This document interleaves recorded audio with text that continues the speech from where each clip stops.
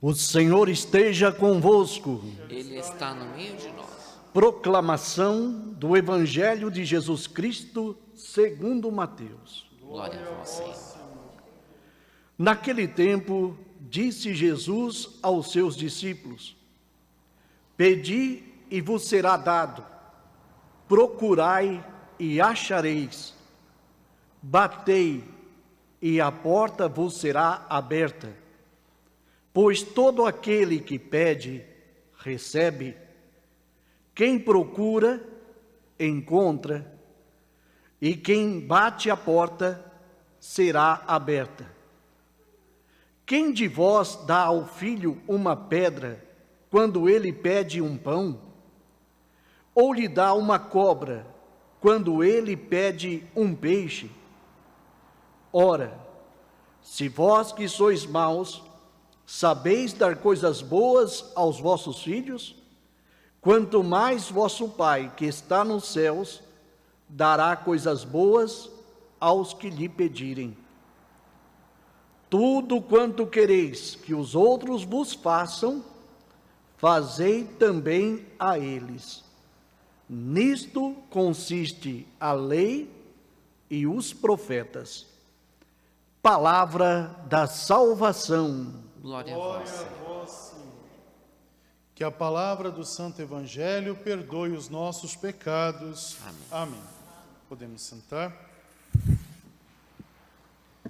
Queridos irmãos e irmãs, nós hoje estamos vivendo a primeira semana dos exercícios da Quaresma. O Senhor nos convida, celebramos hoje esse modo tão bonito de rezar. Às vezes, nós fazemos diversas ordens de oração. Clamamos, falamos, rezamos, de diversas maneiras e formas. E muitas das vezes caímos até no perigo de dizer que Deus não escuta a nossa oração, que Deus não escuta a nossa prece, né? Às vezes culpamos até mesmo o Senhor de não recebermos aquilo que estamos pedindo, né? Será que estamos rezando errado?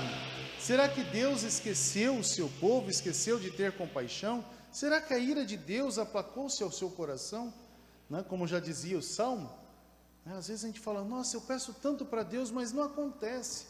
Aí a gente pega o texto do tempo de Esther, né? É interessante a oração da rainha, que primeiramente a gente tem que observar que para aquela época ser rainha já era algo extraordinário, porque sempre era dado ao homem. E como ela é de uma dinastia, caiu sobre ela a ação. Caindo sobre ela a ação, seria um reino fraco aos olhos dos homens. E ela reza, porque ela vê o seu povo em situação de perigo. E ela reza de uma maneira justa. Ela não reza no improviso, ela não reza no desespero, ela reza na certeza de que Deus caminha com o seu povo. Por isso que a primeira coisa que ela faz é evocar os patriarcas, Deus de Abraão, Deus de Isaac, Deus de Jacó. Então ela mostra a soberania de Deus que passa por gerações, um Deus que permanece conosco e não nos abandona. Então ela evoca essa presença de Deus que não tira da gente essa certeza, Deus caminha conosco. Depois ela mostra uma realidade de fortaleza, pega aquilo que é humano e quase que eleva a um mistério. Fala assim, Senhor, que pela ação da salvação do povo, que eu tenha a graça de poder conquistar a realeza, conquistar também o próprio adversário. Então que a minha presença seja verdadeiramente aquilo que o encante. O que ela traz com ela? Não é somente o corpo, não é somente a sua pessoa, mas é Deus com ela. Então, a grandeza de Deus traz certeza, traz encanto ao outro rei, e ela salva o seu povo. Assim também a gente olha com Deus a Nossa Senhora. Deus também fala, né? Chega a Nossa Senhora através do anjo e fala, eu encontrei graças aos teus olhos. Quer dizer, Deus se encanta, né? E aquela que recebe o encanto fica plena do mistério do amor. Assim Deus também quer fazer comigo e com você. Quando a gente reza com coração puro, Quando a gente reza com coração verdadeiro, sem fazer muitas histórias, sem encontrar muitas palavras, mas sendo a gente mesmo, diante de Deus, Deus se enamora da gente e transfere, dá essa alegria ao nosso coração. Muitas das vezes aquilo que a gente pede não é para esse tempo, não é para o momento. E a gente tem que saber ler a vontade de Deus na nossa vida. Então a gente não pode se revoltar com o Senhor porque Ele não deu aquilo que eu queria. Talvez aquilo que eu queria não ia trazer paz para a minha casa, não ia trazer tempos bons somente por algum momento, mas não ia trazer salvação. O que é bom rezar a Deus. Então depois a gente pega o texto do Evangelho, a gente vê a ação que o Senhor mesmo convida aos discípulos. Ali é um exercício de oração que o Senhor está fazendo com a comunidade.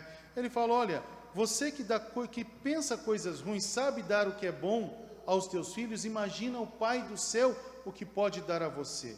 Mas para que isso aconteça, é necessário que a gente tire a maldade que não nos deixa ser feliz. Tirar a maldade do coração que pesa, as realidades que pesam. Nós chamamos isso de maldade. Quais são as realidades que a gente tem dentro do coração que pesam, que são contrárias à vontade de Deus? Então nós temos que ejetar, tirar, né? Tira da existência. Isso é um sinal de reconciliação e vida nova. Ter um coração aberto, puro ao Senhor e rezar, né? Como a rainha fez, rezar com a verdade. Não usou de muitas palavras, não usou de muitas orações, mas usou daquilo que era dela, né? Daquilo que ela sabia fazer. Ela dialogou com Deus. Oração também é um diálogo, né? Orar significa dialogar, né? Então ela pôde se colocar na presença de Deus, reconhecer a sua natureza, mas acima de tudo, reconhecer a soberania de Deus sobre ela. O que no Evangelho Jesus fala para a comunidade dos seus discípulos. Quando a gente reconhece a nossa natureza, pede perdão, né? Busca ter uma vida nova, a gente reza com muito mais afinco, com muito mais alegria. Então que hoje a gente possa dizer, Senhor, verdadeiramente, venha, né, dar essa alegria já desde agora, ser translúcido na minha existência. Tira de mim tudo aquilo que pesa, que não nos deixa ser feliz. Tira toda a maldade que nos separa dessa realidade que é o seu amor misericordioso e nos dê a sua paz. E por isso que o começo diz, se você faz isso com o coração aberto, puro, temente a Deus, pode pedir, a graça acontece. Mas a gente não vai pedir materialidade, a gente não vai pedir coisas nossas, repito, mas vai pedir que, primeiramente, a vontade de Deus seja plena na nossa vida, que a certeza de Deus seja plena na nossa existência.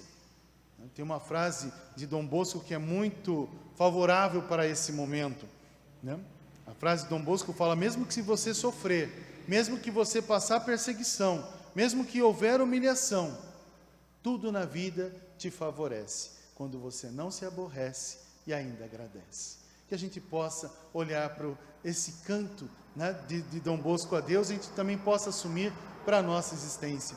Tudo nos favorece, mesmo um tempo fechado, né? Às vezes a gente olha para o tempo e fala, nossa, o tempo fechou, parece que as coisas ruins vão chegando.